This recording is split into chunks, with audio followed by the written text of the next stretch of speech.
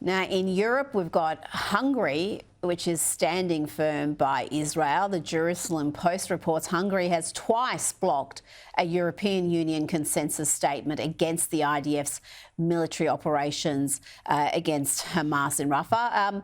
The quote there from the senior diplomat is, "Hungary stood alone in the EU." Why do you think that is? Is there a special relationship between Israel and Hungary at the moment?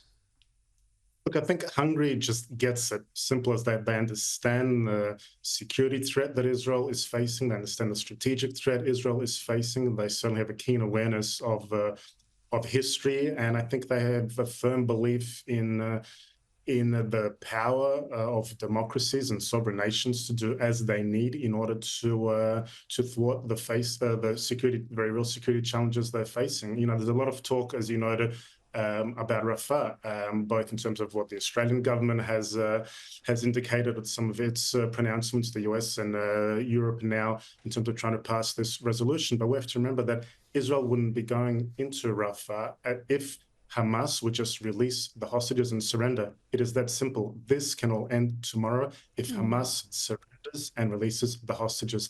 That is where the international community, including Australia, ought to be exerting pressure.